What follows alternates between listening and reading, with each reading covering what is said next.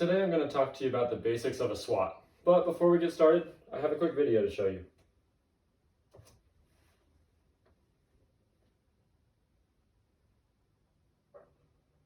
Here's the thing, Michael is doing something right, and in this economic climate, no method of success can be ignored. It's not really time for executives to start getting judgmental now. It's Hail Mary time. Hey, what say we order up some pasta? What say we do?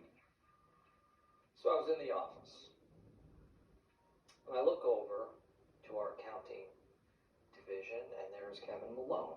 Kevin is wearing a jacket that I've never seen before, and I call over to Kevin. Kevin, is that a tweed jacket? And he looks at me and he says, Michael, yes, it is a tweed jacket. And I look back at him and I say, I feel the need for tweed. It's hard to try and evaluate yourself, Michael, but I appreciate you trying. And thanks for coming in. Oh, thank you. Yes. I have to say, I am so impressed with the potential you see in me. Have you ever been in a situation like Michael where you need to self-evaluate, but you're not really sure how? You don't know where to start and don't know what you're doing? That's okay. I've been there too. That's what the purpose is of a SWOT. It's a really good tool to self-evaluate on an individual and on a business level. So what is a SWOT? A SWOT is just an acronym. It stands for strengths, weakness, opportunities, and threats. Let's dive in a little bit deeper and see what we're talking about. Strengths. Strengths are, what do you do well, or what are you doing right? On an individual level, this can be time management. For a business, this can be communication.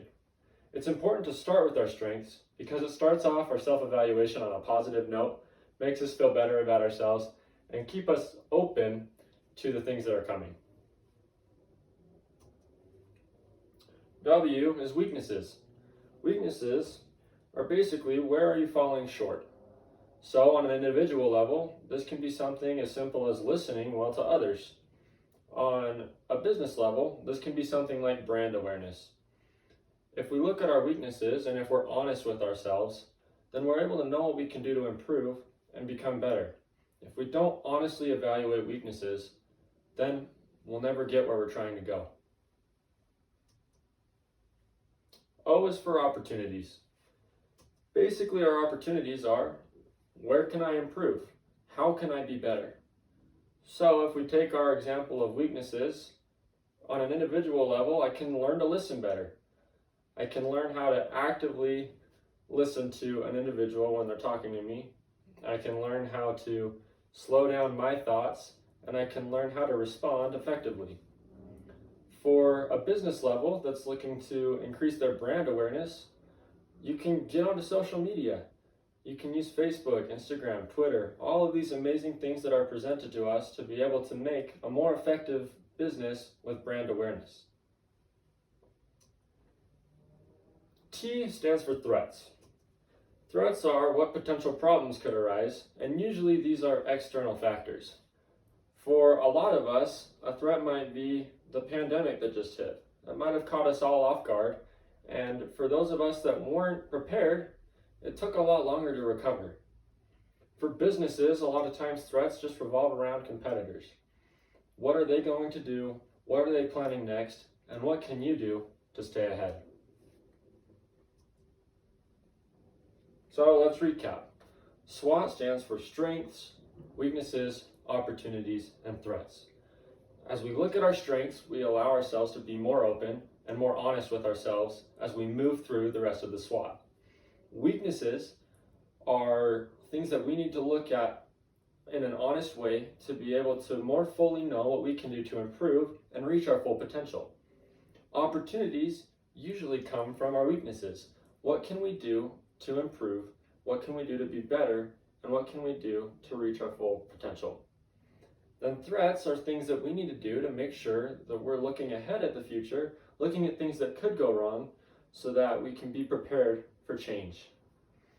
Sometimes self-evaluation can be a lot like this toy here. If you don't know where to start, it can be really tough. You might not be able to move anywhere, just like this ring. But if you know the trick, like using a SWOT, you can see that it comes apart really easy.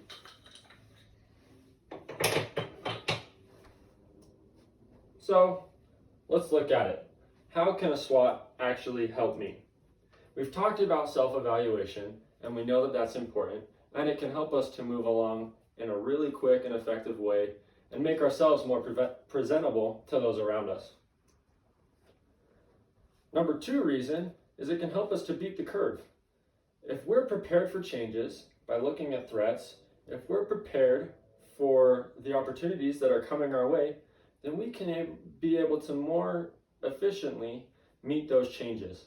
It's a lot easier to prepare for change than it is to adjust on the fly when the change is at your door. Speaking of change, SWOT helps to create meaningful change. On an individual level, I know that I don't want to make change unless I absolutely have to. So why would I just make a change if I don't feel the need? A SWOT can help me to find things that are actually important to change. On a business level, it's not important to make change just for change's sake. It's important to make change that matters, that will help our employees, that will help our customers, and that will help those around us to become better.